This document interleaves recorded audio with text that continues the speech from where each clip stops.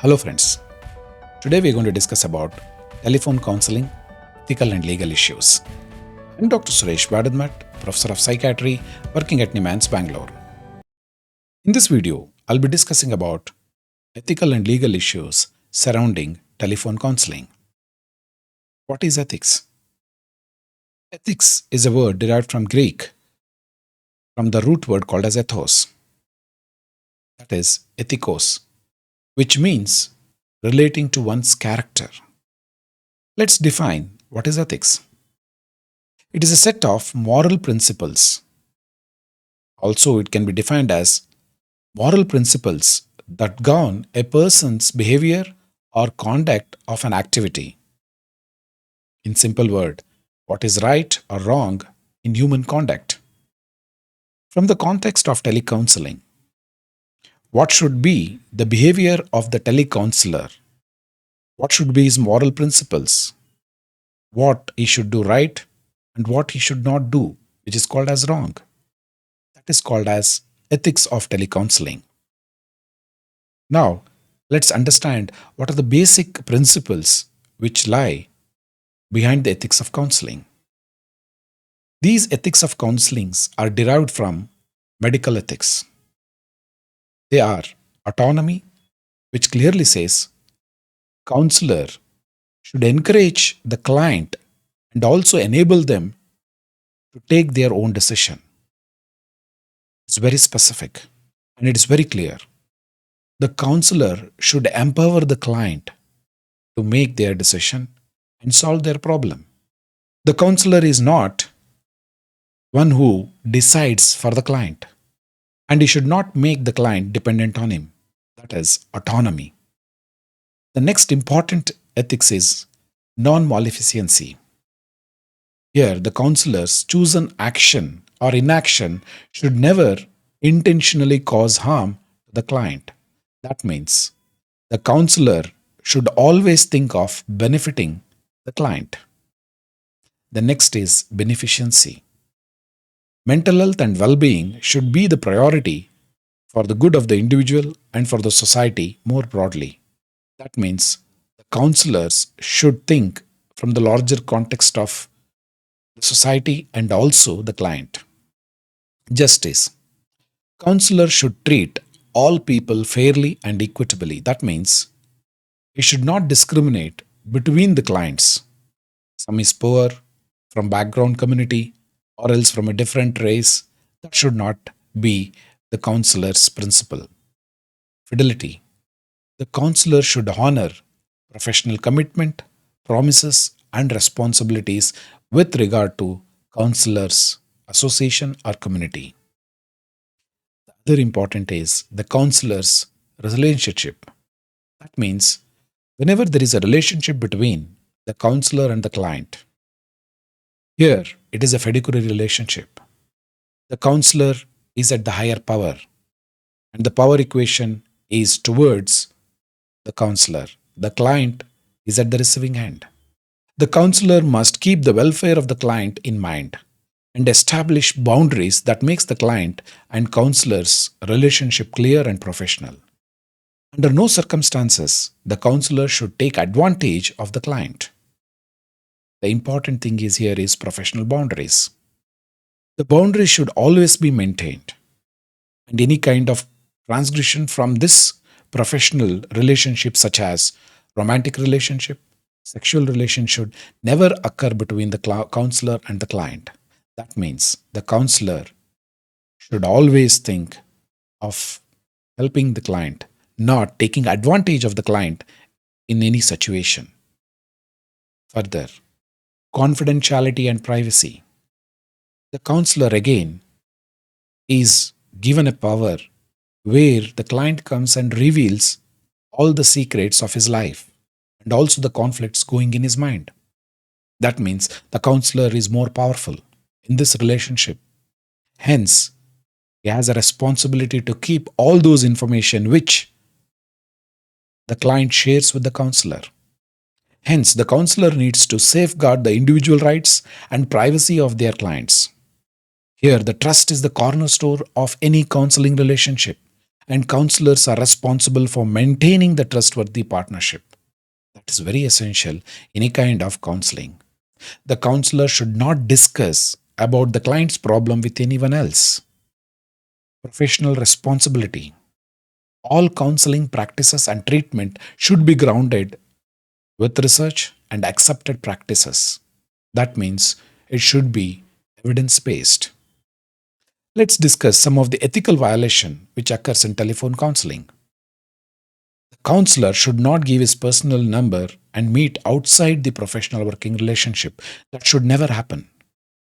If a telecounselor is meeting the client outside the boundary of relationship, it should be considered as ethical violation.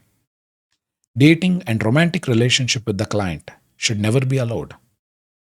Soliciting favors from the clients.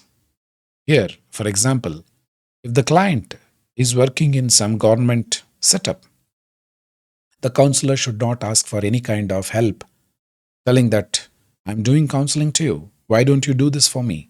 Such kind of quid pro quo should not occur. Further, the counselor should not impose his values such as religion and culture on the client. Further, the counselor should not take any professional cuts such as fee splitting should never be done. These are all ethical violation. Now let's discuss about the legal issues in counseling. The legal issues in counseling depends upon who is the professional who is giving the service.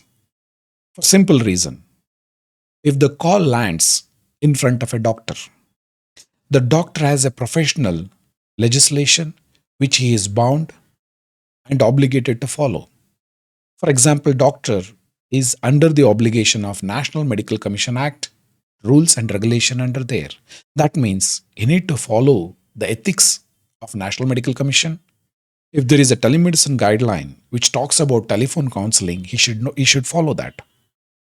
If the same call comes to a clinical psychologist, here the clinical psychologists are bound by RCI Act, that is Rehabilitation Council of India 2019, and the rules and regulation made there. The clinical psychologist is supposed to follow that. Similarly, if the call comes to a nurse, she is bound by Nursing Council of India, rules and regulation, and the ethics followed by there. However, there are many other people who are working in telecounseling. It may be a technician, it may be a data transfer or an engineer. They are all bound by Mental Health Care Act of 2017. They need to uphold the rights of persons with mental illness. Mental Health Care Act of 2017, in the preamble of the legislation, it is very clear. Any person who is involved in providing care to a person with mental illness should uphold the rights of a person with mental illness.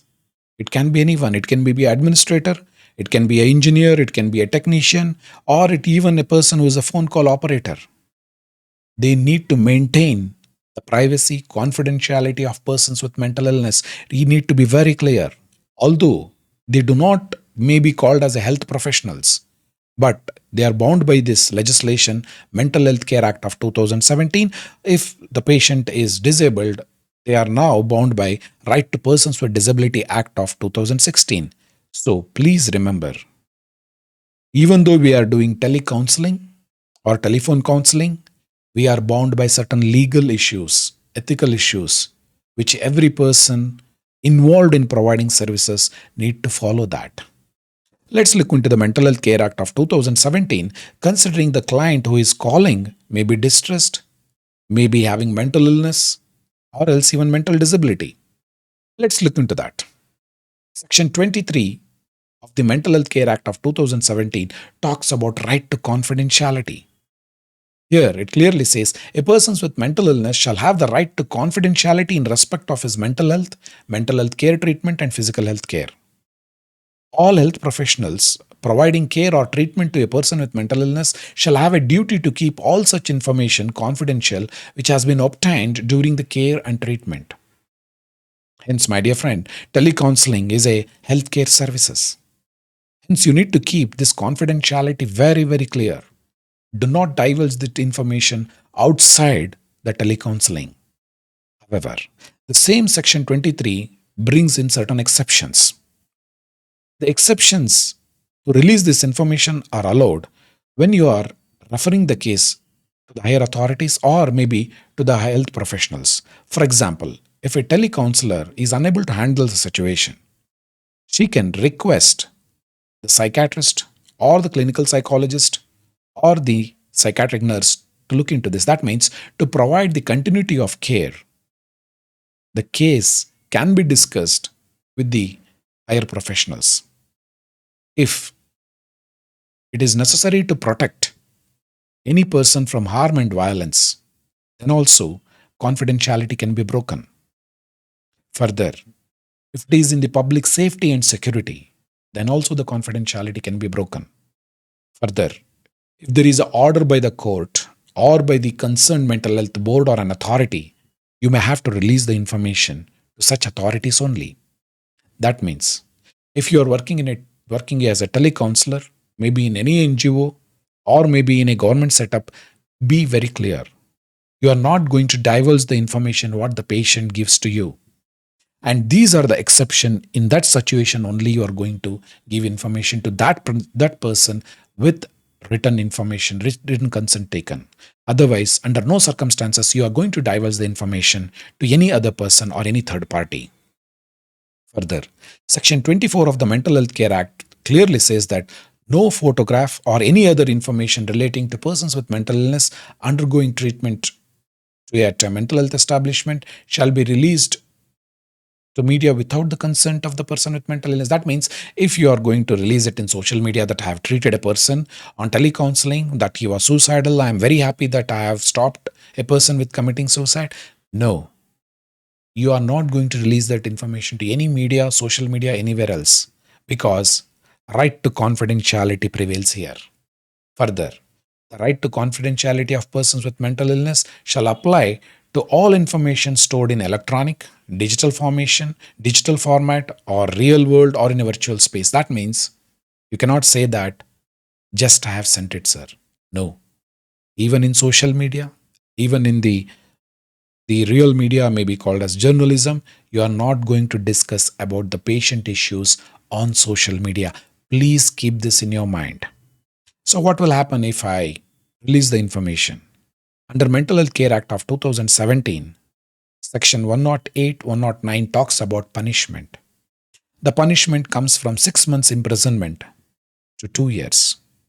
So be careful if you are going to release information to public, to the media, apart from the exceptions which have been clearly given under Section 23 of Mental Health Care Act of 2017.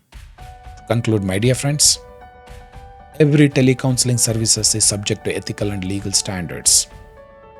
Legal standards based upon which professional person is handling the call. Further, whoever it may be health professional, non-health professionals who are involved in providing care for a persons with mental illness are under the Mental Health Care Act of 2017.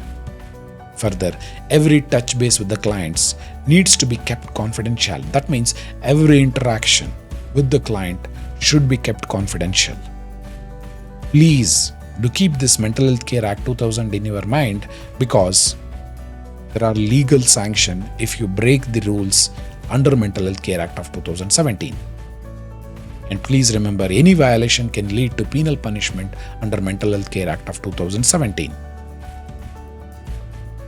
Summarize, my dear friends, telecounseling means the telecounselor have an enormous power to help the people or help the person with mental illness or a person who is in distress. They share their difficulties and problems or conflict with you. So you have a power. At the same time, you have a responsibility to protect those information. Please remember, power comes with responsibility. So please uphold this responsibility. Please keep the patient's information confidential. Under no circumstances it should be divulged to any other person or third person. Thank you very much for giving your valuable time. Stay safe.